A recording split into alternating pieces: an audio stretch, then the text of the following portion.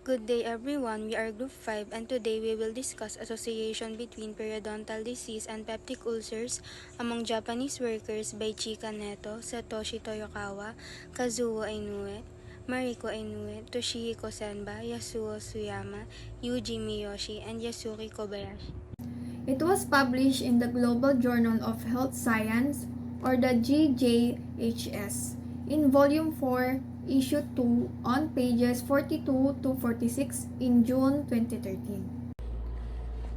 Statement of the problem. The research aims to explore the potential association between periodontal disease and peptic ulcer within a working population.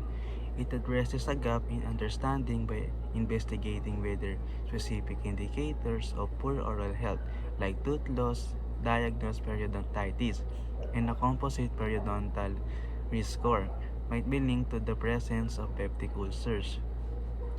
The state of the problem here revolves around investigating and understanding the potential relationship between periodontal disease indicators and the occurrence of peptic ulcers, aiming to contribute to the broader understanding of how oral health might intersect with specific systemic conditions.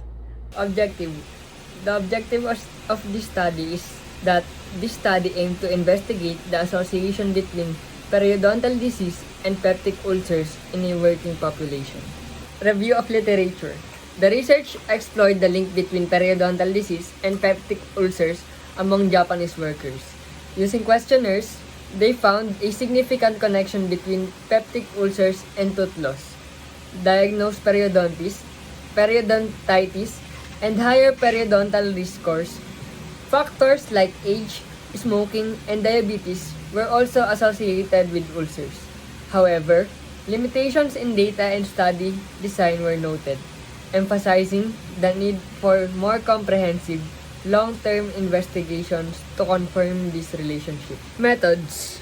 Self-administered questionnaires were distributed to all employees of a large insurance company in Japan.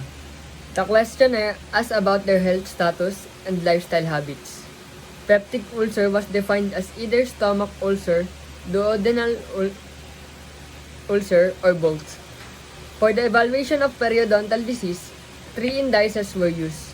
The first one is loss of 5 or more teeth. The second one, having been told of having periodontitis. And the last one, periodontal risk score. Hypothesis. This study claims that there is a significant relationship between periodontal disease and peptic ulcers in a working population and anticipates that individuals who exhibit indicators of periodontal disease such as substantial tooth loss, reported diagnosis of periodontitis, or a higher composite risk score based on specific oral health indicators are more likely to have peptic ulcers than those without such indicators. Recommendations. There are several limitations to our study.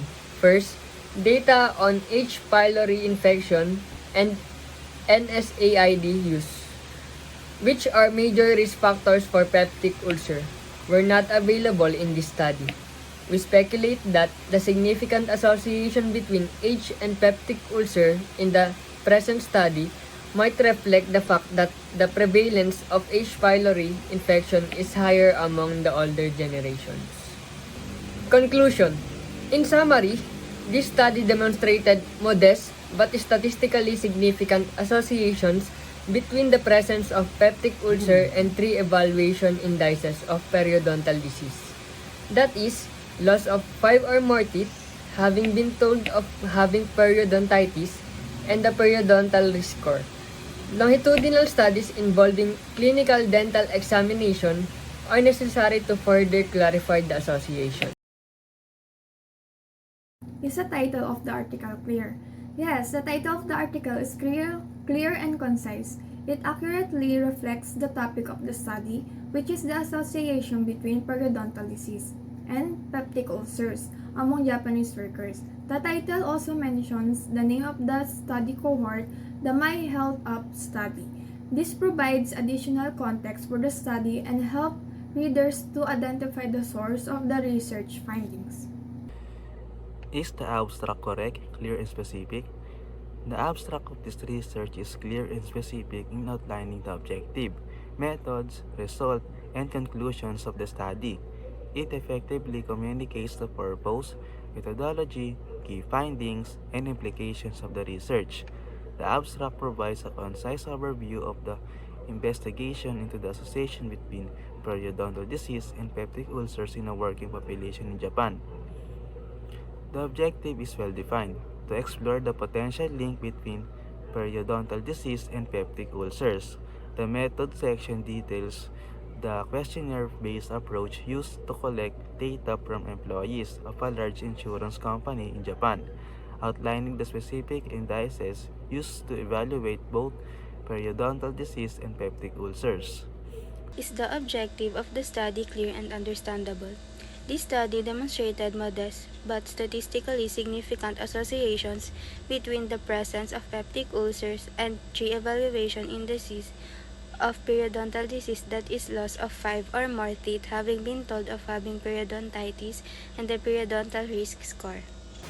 Is the objective of the research important for your field? Yes, the objective of the research is important for dental field because informations about associations of periodontal diseases are so important for this field, since these are the mainly results of infections and inflammations of the gums and bones that surround and support the teeth. Is a methodology of the research or study described adequately? Yes, the methodology of the research or study is described adequately. The study used a self-administered questionnaire to collect data on health status and lifestyle habits of employees of a large insurance company in Japan. The questionnaire asked about participants' history of peptic ulcers, as well as their oral health habits and history of periodontal disease.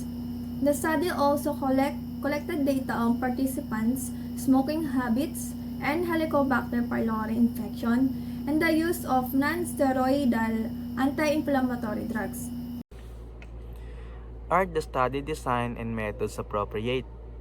The study design and methods used in this research appear generally appropriate for investigating the association between periodontal disease and peptic ulcers within the constraints of an observational study.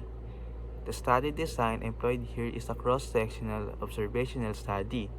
The researchers distribute self-administered questionnaires among employees of a large insurance company in Japan to investigate the potential association between periodontal disease and peptic ulcers. They utilized these questionnaires to gather data on the various health status, lifestyle habits, and specific oral health indicators. Is all of the discussion relevant? All of the discussions are relevant since the informations and studies that are provided in the journal article are connected to the topic, which is investigating the association between periodontal disease and peptic ulcers that is discussed. Has the author been objective in his or her discussion of the topic? The authors are able to investigate the association between periodontal disease and peptic ulcers in a working population.